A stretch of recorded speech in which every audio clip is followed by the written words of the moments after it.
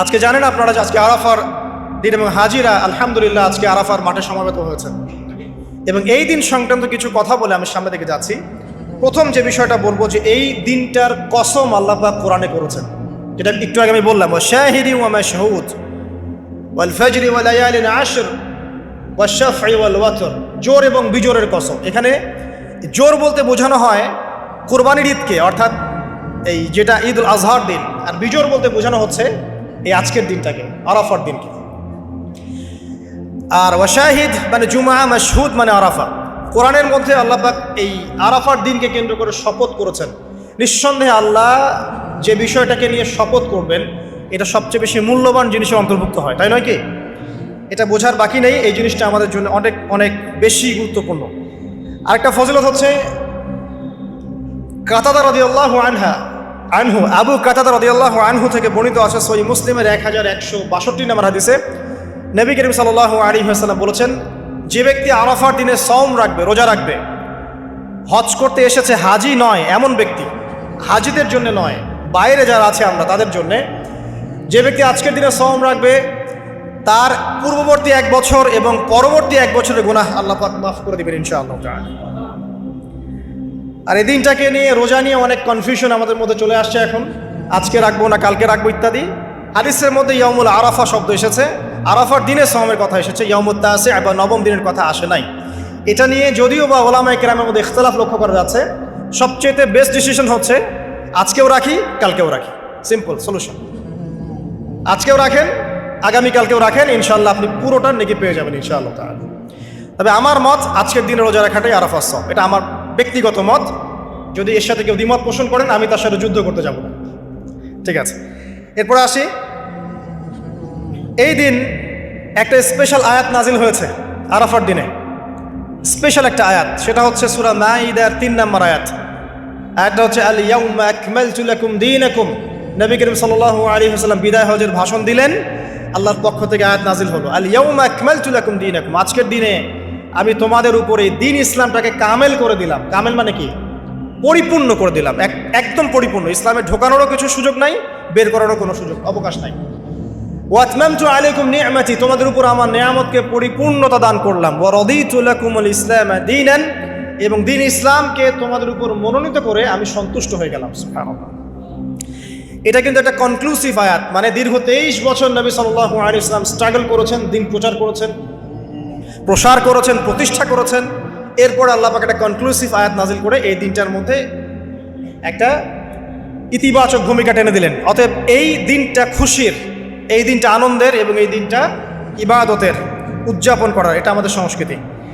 আমি এর বিষয়ে একটু পরে কথা বলছি ইনশাআল্লাহ। এরপরে চলে আসেন, আজকের দিন একটা দুটো দোয়া আপনারা পড়বেন স্পেশালি। একটা হলো তাকবীর, যেটা আমরা দেই, আল্লাহু আকবার আল্লাহু আকবার লা ইলাহা ইল্লাল্লাহ আল্লাহু আকবার আল্লাহু আকবার ওয়ালিল্লাহিল হামদ, এবং আইয়ামে তাশরিকের শেষ পর্যন্ত, মানে ঈদ উল আজহার 3 দিন পর্যন্ত এটা পড়তেই থাকবেন ইনশাআল্লাহ তাআলা। আর সকল নবীগণের একটা শ্রেষ্ঠ দোয়া আছে, যত নবী ছিলেন পৃথিবীতে তারা সবাই যত দোয়া করেছেন তার মধ্যে একটা দোয়াকে শ্রেষ্ঠ বলা হয়। শিখিয়ে দেব কোনটা? সেটা হলো লা ইলাহা ইল্লাল্লাহ ওয়াহদাহু লা শারীকা লাহ লাহুল মুলক ওয়া লাহুল হামদ ওয়া হুয়া আলা কুল্লি শাইইন কাদির। এই দোয়াটা দিনে যে ব্যক্তি 100 বার পড়বে, দিনে যে ব্যক্তি 100 বার পড়বে, ওই দিন আল্লাহর লিস্টে ওই ব্যক্তি ছাড়া বেশি আমলকারী কেউ হতে পারবে না। তবে সেই ব্যক্তি ব্যতীত যে এর চেয়ে বেশি পড়েছে, কেউ 200 300 500 পড়েছে, তখন সে বেশি র্যাঙ্কিংয়ে শীর্ষে চলে যাবে আর কি। মিনিমাম 100 বার। আরও ফজিলত হচ্ছে 100 বার যদি আপনি পড়েন, ওই দিন শয়তান আপনাকে স্পর্শ করতে পারবেন ইনশাআল্লাহ, এবং আপনার আমলনামা থেকে 100 গুনাহ মিটিয়ে ফেলা হবে, 100 নেকি লিখে দেওয়া হবে ইনশাআল্লাহ। অতএব আজকে আমরা এই দোয়াটা পড়তে পারি, লা ইলাহা ইল্লাল্লাহ ওয়াহদাহু লা শারীকা লাহ লাহুল মুলক ওয়া লাহুল হামদ ওয়া হুয়া আলা কুল্লি শাইইন কাদির। এরপরে আসেন, এই দিন একটা ফজিলত হচ্ছে, আজকের দিনটা হচ্ছে হজের দিন, হজ আকবরের দিন। আমরা অনেকেই হজটাকে তুচ্ছ মনে করি, অনেকের সামর্থ্য আছে কিন্তু হজ করতে যাই না। আছেন এমন মানুষ? দুনিয়ার চাকচিক্য নিয়ে ব্যস্ত আছে, কিন্তু হজ ফরজ হয়ে গেছে, সেই কবে হজ করতে যাই না। মনে করি মেয়ের বিয়ে দিয়ে শেষ বয়সে যাব, তাই না? অথচ হজ করতে হয় ইয়াং বয়সে, যদি সামর্থ্য থাকে ইয়াং বয়সে হজ করতে হবে।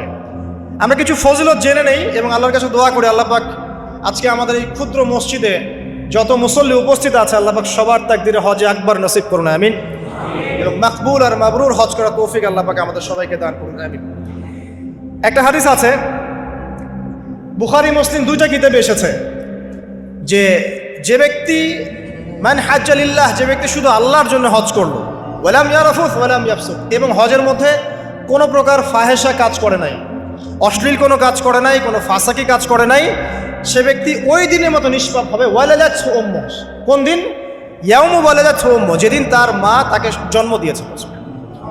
এটা সবচেয়ে বড় বেনিফিট। আরেকটা হাদিসে আছে যে মাকবুল হজ, একটা মাকবুল হজের জাযা জান্নাত ছাড়া আর কিছুই না। একটা মাকবুল হজের জাযা বা প্রতিদান হচ্ছে জান্নাত ছাড়া আর কিছুই না। একটা হাদিস পড়লাম গতকালকে, সেটা হলো নবী করিম সাল্লাল্লাহু আলাইহি ওয়াসাল্লাম বলছেন এই উম্মতকে লক্ষ্য করে, তোমাদের যাদের হজ করার সামর্থ্য আছে এবং যাকে কঠিন কোনো রোগ আক্রমণ করেনি, 1, 2, যাকে কোনো অত্যাচারী শাসক বাধা দেয়নি, 2, এবং 3, যার আর্থিক সামর্থ্য আছে, গরিব মিসকিন না, আর্থিক সামর্থ্য আছে, 3টা শর্ত যার পূরণ আছে, তারপরেও যে ব্যক্তি হজ করলো না আমার উম্মতের মধ্যে, সে ইহুদি হয়ে মরুক বা নাসারা হয়ে মরুক, এতে আমার কিচ্ছু যায় আসে না। নাউযুবিল্লাহ, শুনতে পাচ্ছেন কথা?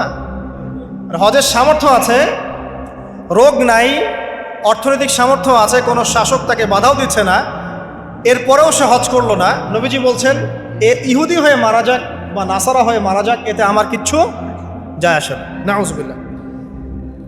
তারপরে শোনেন, 3 শ্রেণীর মানুষ আল্লাহ রাব্বুল আলামিনের মেহমান। 3 শ্রেণীর মানুষ আল্লাহ পাকের মেহমান। 1 নাম্বার হচ্ছে গাজী। গাজী মানে কি? ইসলামের জন্য যুদ্ধ করেছে, অন্য কোনো জন্য নয়, দিন ইসলামের জন্য যুদ্ধ করেছে, বিজয় লাভ করেছেন, নাম কি? গাজী। এই ব্যক্তি আল্লাহর মেহমান। যেমন আবু বকর সিদ্দিক, ওমর, ওসমান, আলী রাদিয়াল্লাহু আনহুম, তারা ইসলামের জন্য যুদ্ধ করেছিলেন না? তারা তখন গাজী হিসেবে বেঁচেছিলেন। ঠিক আছে। 2 নাম্বার হচ্ছে মুআতামির, মানে ওমরাকারী, যে ব্যক্তি ওমরা করতে গিয়েছে সে আল্লাহর মেহমান। আর 3 নাম্বার এই যে হাজি, যে ব্যক্তি হজ করতে গিয়েছে সে আল্লাহ পাকের মেহমান। আমাদের একটা কর্তব্য আছে, এটাও একটা হাদিসে এসেছে, নবী করিম সাল্লাল্লাহু আলাইহি ওয়াসাল্লাম বলেছেন, ইদা লাকিতাল হাজ, যখন তুমি কোনো হাজির সাথে দেখা করবে, সাক্ষাৎ পাবে, ফাসাল্লিম আলাইহি, তখন তাকে সালাম দিও, এবং তার সাথে মোসাফা করবে। তার সাথে কি করবে? মোসাফা করবে। এখন 1 হাতে না 2 হাতেই তর্কে যাওয়ার দরকার নেই, মোসাফা করেন। 1 হাতে পারলে 1 হাতে করেন, 2 হাতে পারলে 2 হাতে করেন, এটা তর্ক করার দরকার নেই, মোসাফা করেন। ঠিক আছে। মানে আমরা তো তর্কের শেষ নাই, যে কোনো ইস্যু পাইলেই তর্ক। আরাফা নিয়ে তর্ক, তারাবি নিয়ে তর্ক, ঈদের তাকবীর নিয়ে তর্ক, হ্যাঁ, রাকাত সংখ্যা নিয়ে তর্ক, মোসাফা নিয়ে তর্ক, বাকি রাখছি কি সেটা জানি না। আর এই তর্কগুলো করতে করতে দেখবেন ইসলামের বেসিক জিনিসগুলোই নাই, গায়েব। ইসলামী না আছে খেলাফা, ইসলামী না আছে ইমারা, না আছে ইউনাইটেড কোনো ইসলামিক কমিউনিটি, না আছে ইসলামিক কোনো ইকোনমিক্সের বেস, না ইসলামিক কোনো মিডিয়া, না ইসলামিক কোনো কিছুই না। যা আছে প্রটেস্ট্যান্ট ভার্সন, মানে নামাজ, রোজা, হজ, যাকাত, এগুলাই। আর এগুলো নিয়ে আমরা এখন তর্ক করছি। ব্যক্তি পর্যায়ে দিন আছে, বাকি বাইরে আর দিন নাই। মসজিদের মধ্যে আসবে পাক্কা নামাজি, মসজিদ থেকে বের হয়ে গেল সুদখোর। তো আল্লাহ হেফাজত করুক আমাদেরকে। আমাদের বড় বড় ইস্যুগুলো নিয়ে বেশি কথা বলা উচিত। মোসাফে 1 হাতে হবে না 2 হাতে, এর জন্য কি জান্নাত জাহান্নামের ফয়সালা হয়ে যাবে? তাই মনে হয় আপনাদের? সুবহানাল্লাহ। একজন বলছে ইশারা করতে হবে তাশাহুদে এভাবে, আরেকজন বলছে একটু নড়াতে হবে। এই মাসআলাটার জন্য কি আপনার জান্নাত জাহান্নামের ফয়সালা হয়ে যাবে মনে হচ্ছে আপনার? অথচ আকীদার ঠিক নাই, এদিকে আমলের ঠিক নাই, অর্থনৈতিক জীবনের ঠিক নাই, মুআমালাতের ঠিক নাই, সম্পত্তির বন্টন মেরাজের ঠিক নাই, এগুলো ঠিক নাই, এবং আল্লাহর জমিন, আল্লাহর দিন বাস্তবায়নের কোনো চেষ্টাই নাই, অথচ এগুলো নিয়ে ব্যস্ত হয়ে আছে। আল্লাহ পাক আমাদের বিচক্ষণতা দান করুন, দূরদর্শিতা দান করুন, আমিন। আসুন, মোসাফা করতে বলেছেন নবীজি, তারপরে বলবেন যে মুরহু, তাকে আদেশ করুন। এখানে আদেশ মানে হচ্ছে অনুরোধ করুন, তাকে আদেশ করুন বা অনুরোধ করুন, আই ইস্তাগফিরুল্লাহ, সে যেন তোমার জন্য ইস্তেগফার করে। কে? যে ব্যক্তি হজ করে এসেছে, হাজি, তাকে সালাম দিবেন, মোসাফা করবেন, দিয়ে বলবেন যে ভাই আপনি আমার জন্য একটু দোয়া করেন। কারণ ফাইন্নাহু মাগফুরুন লাহ, কারণ সে ব্যক্তি একজন ক্ষমাপ্রাপ্ত মানুষ। তবে একটা বিষয়, মানুষের সম্পদ আত্মসাৎ করে সুদের টাকা দিয়ে, ঘুষের টাকা দিয়ে, প্রতারণা, বাটপাড়ি, দুর্নীতির টাকা দিয়ে হজ করতে গিয়ে কতটুকু মাগফুর হয়ে আসা যাবে, এটা একটা প্রশ্নবিদ্ধ বিষয়। তো এই বিষয়গুলোকে ক্লিয়ার করে হজ করতে যাওয়া উচিত। আল্লাহ পাক আমাদেরকে তৌফিক ইনায়াত করুন, আমিন। এই দিনের একটা প্রতিশ্রুতি আছে। কি প্রতিশ্রুতি? আয়েশা রাদিয়াল্লাহু আনহা থেকে সহিহ মুসলিমে এসেছে এবং জাবের রাদিয়াল্লাহু আনহু থেকে ইবনে হিব্বানের 3853 নম্বর হাদিস এসেছেন। আল্লাহ রাব্বুল আলামিন এই দিনে হাজিদেরকে দেখে বলেন, যারা আরাফার মাঠে এসেছেন তাদেরকে দেখে বলেন যে আমার এই বান্দারা দূর দূরান্ত থেকে সফর করে এখানে এসেছে, ওদের চেহারাগুলো তাকিয়ে দেখো, ক্লান্ত, ক্লিষ্ট, চুলগুলো এলোমেলো, পরিশ্রান্ত, তারা আমার রহমতের প্রত্যাশী, অথচ তারা কেউ আমার আযাব দেখে নাই। হে ফেরেশতারা, তোমরা সাক্ষী থাকো, আমি তাদের সবাইকে মাফ করে দিলাম। এবং নবী সাল্লাল্লাহু আলাইহি ওয়াসাল্লাম বলছেন যে আজকের দিনে যত মানুষকে আল্লাহ পাক জাহান্নাম থেকে মুক্তি দিবেন, অন্য কোনো দিনে এত মানুষকে আল্লাহ পাক মুক্তি দিবেন না। আল্লাহ পাক আমাদেরকে সবাইকে জাহান্নাম থেকে মুক্তি দান করুন, আমিন। তো শেষ যে বিষয়টার দিকে টাচ করে আমি কনক্লুশন দিকে যাব, সেটা হলো উম্মতে মুহাম্মাদির জন্য আজকের দিনের মধ্যে স্পেশাল কি বলেন তো? এটা হচ্ছে আমাদের মূল পয়েন্ট। আজকের দিনে ফজিলত জানলাম, আমরা আমলগুলো জানলাম, সব ঠিক আছে, কিন্তু আমাদের জন্য আসলে স্পেশাল কি জিনিস?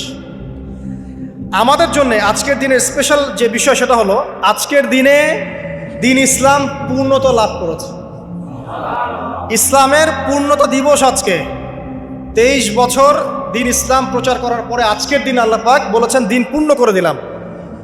ইহুদিরা বলছিলেন যে আজকের দিন এই আয়াতটা যদি আমাদের উপর নাজিল হতো আমরা তাহলে ঈদ পালন করতাম। নবীজি বললেন এটা আমাদের ঈদের দিনই, এটাও আমাদের ঈদের দিন, সমস্যা। তো আমাদের সবচেয়ে ইম্পর্টেন্ট জায়গা এটা যে আজকের দিনে দিন ইসলাম পূর্ণতা লাভ করেছে। এখন ইসলাম যে পূর্ণতা লাভ করলো, এই দিবসটা কতজন জানে যে আজকের দিন ইসলাম পূর্ণতা লাভের দিন? আমরা অনেক দিবসের কথা জানি, আন্তর্জাতিক দিবস, জাতীয় দিবস, পারিবারিক দিবস, জন্মদিন, মৃত্যুদিন, হ্যাঁ, অনেক দিবসের কথা আমরা জানি। ইসলামের পূর্ণতা দিবস কতদিন জানেন? কতজন জানেন? দেখেন সাংস্কৃতিক আগ্রাসন কোথায় আপনার মূল জায়গাটা নিয়ে যাওয়া হয়েছে। শেকড় ভুলে গেছে মানুষ। এখন মানুষ শেকড় ভুলে বিদেশিদের সংস্কৃতি লালন করছে, কোনো কোনো ক্ষেত্রে বিদেশি প্রভুদের দাসত্ব করছে। 23 বছর নবী সাল্লাল্লাহু আলাইহি সাল্লাম দিনের জন্য অক্লান্ত মেহনত করেছেন। ওয়াহি আসার পর থেকে প্রথম 3 বছর গোপন দাওয়াত দিয়েছেন, একদম গোপনে গোপনে দাওয়াত দিয়েছেন। আবু বকর, ওসমান, ওমর, আলী এরকম কিছু সাহাবী ইসলাম কবুল করেছেন। আস্তে আস্তে দাওয়াত প্রচার লাভ করেছে।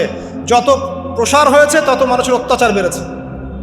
এক পর্যায়ে তাকে সাহাবী থেকে আবিসিনায় হিজরত করতে পাঠাতে হয়েছে। তারপর তিনি তায়েফে গিয়েছেন, ওখান থেকে রক্তাক্ত হয়ে মক্কা এসেছেন।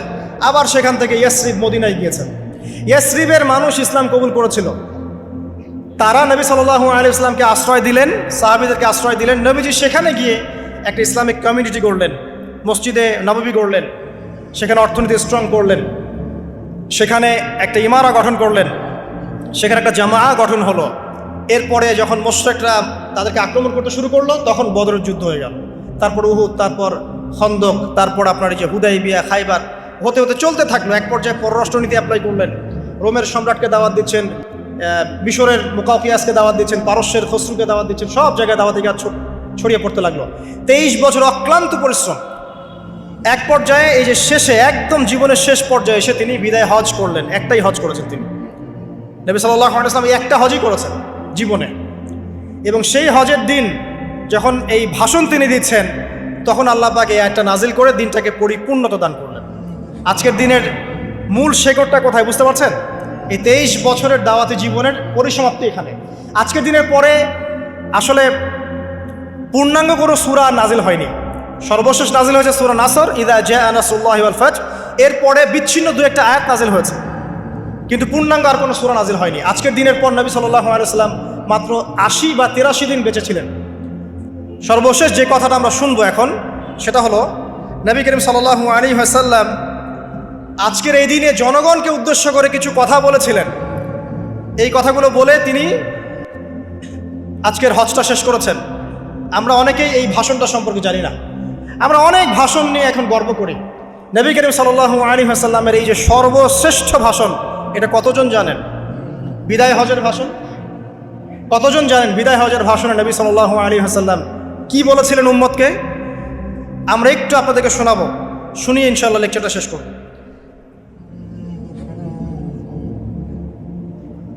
নবী করিম সাল্লাল্লাহু আলাইহি ওয়াসাল্লাম আজকের এই দিনে 31টা বিষয়ে উম্মতকে নির্দেশ দিয়েছেন। 31টা বিষয়, সবগুলো বলার সময় পাওয়া যাবে না, আমি কয়েকটা কথা বলছি। খুব ভালো হতো যদি আমি অ্যারাবিকটা বলার পরে বাংলাটা বলার সময় পেতাম। আমার হাতে 5 মিনিট সময় আছে, কারণ অ্যারাবিকটার যে ভাব গাম্ভীর্যটা বাংলা আসলে আসবে না। তারপর আমি চেষ্টা করছি।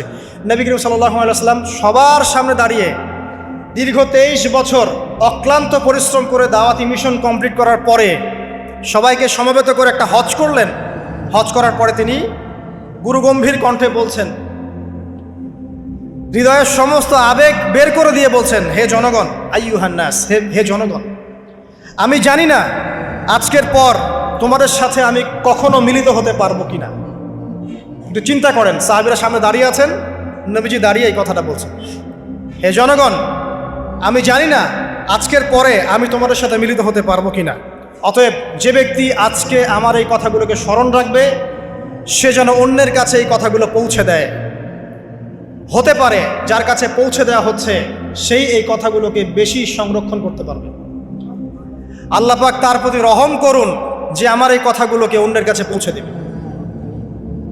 নবীজির ভাষণ। এরপর নবীজি বলছেন, জেনে রাখো, নিশ্চয়ই তোমাদের পরস্পরের, মুসলিমদের পরস্পরের সম্পদ, পরস্পরের রক্ত, পরস্পরের এই যে জান, মাল, ইজ্জত, এগুলো একে অপরের জন্য হারাম। মুসলিমদের পরস্পরের রক্ত, পরস্পরের ইজ্জত, সম্মান একে অপরের জন্য হারাম। এর হানি করা একে অপরের জন্য হারাম। ঠিক যেমন আজকের এই দিন হারাম, এই শহর হারাম, এই মাসও হারাম। নবী করিম সাল্লাল্লাহু আলাইহি ওয়াসাল্লাম বলছিলেন, জেনে রাখো 3টা বিষয়ে যেন তোমাদের অন্তর কখনো খেয়ানত না করে। 3টা বিষয়ে তোমাদের অন্তর যেন কখনো খেয়ানত না করে। 1, তোমরা যে কাজটাই করবা শুধু আল্লাহ পাকের সন্তুষ্টির জন্য করবে। তোমরা যে কাজই করবে শুধু আল্লাহর সন্তুষ্টির জন্য করবে। তোমাদের শাসক বর্গের কল্যাণ কামনা করবে। তোমাদের শাসক বর্গের কল্যাণ কামনা করবে। 3 নাম্বার, মুসলিমদের জামাতকে আঁকড়ে ধরে রাখবে। মুসলিমদের ইউনাইটেড কমিউনিটিকে আঁকড়ে ধরে থাকবে। এই 3টা বিষয় পালনের ক্ষেত্রে তোমাদের অন্তর যেন খেয়ানত না করে। এদিন সূর্য ঢলে যাওয়ার পরে নবী সাল্লাল্লাহু আলাইহি ওয়াসাল্লাম আরও বললেন, শুনে রাখো হে মানব জাতি, এটা ভালো করে শোনেন, শুনে রাখো হে মানব জাতি, নিশ্চয়ই আমি মুহাম্মদ সাল্লাল্লাহু আলাইহি ওয়াসাল্লাম জাহেলি যুগের যত কুপ্রথা আছে সমস্ত কুপ্রথাকে আমার পায়ের তলে পিষ্ট করে গেলাম। জাহেলি যুগে কি ছিল ভাই? শিরিক ছিল, সুদ ছিল, মাদক ছিল, নারীর অবমাননা ছিল, কন্যা সন্তানকে দাফন করা হতো, রক্তক্ষয়ী, হানাহানি, মারামারি, কাটাকাটি ছিল। এগুলো সব কিছুকে আমি আমার পায়ের তলে দাফন করে গেলাম। এটা কি দাফন হয়েছে? তিনি বলছেন, নিশ্চয়ই আমি জাহেলি যুগের সুদকে আমার পায়ে তলে পিষ্ট করে যাচ্ছি। সর্বপ্রথম যার সুদ আমি পিষ্ট করছি তিনি হচ্ছেন আব্বাস ইবনে আব্দুল মুত্তালিব, আমার চাচার সুদ। নিজের পরিবার থেকে দৃষ্টান্ত স্থাপন করলেন। তিনি আরও বললেন, হে উপস্থিত জনগণ, তোমরা মেয়েদের ব্যাপারে সতর্ক থাকবে এবং তোমাদের স্ত্রীদের ব্যাপারে সতর্ক থাকবে, তাদের হকের ব্যাপারে সতর্ক থাকবে, কেননা তোমরা তাদেরকে আল্লাহর কালিমার মাধ্যমে হালাল করে নিয়েছো। অতএব তাদের ব্যাপারে তোমরা সতর্ক থাকবে। তোমাদের উপর তাদের হক হচ্ছে তোমরা যা খাবে, যা পরবে, তাদেরকেও তাই খাওয়াবে, তাই পরাবে। আর তাদের উপর তোমাদের হক হচ্ছে তারা তোমাদের বিছানায় এমন কাউকে আসতে দিবে না যাদেরকে তোমরা অপছন্দ করো। নবী করিম সাল্লাল্লাহু আলাইহি ওয়াসাল্লাম আরও বলছেন, এই দিন আইয়ুহান নাস, হে মানব জাতি, তারাকতু ফিকুম আমরাইন, জেনে রাখো আমি তোমাদের সামনে মাত্র 2টো বস্তু ছেড়ে গেলাম। কয়টা বস্তু? লান তাদিল্লু মা তামাসসাকতুম বিহিমা, তোমরা কোনোদিন পথভ্রষ্ট হবে না যতদিন এই 2টা বস্তুকে আঁকড়ে ধরে থাকবে। কিতাব আল্লাহ, আল্লাহর কিতাব, ওয়া সুন্নতি নবীহি, এবং তার নবীর সুন্নাহ। তিনি আরও বললেন,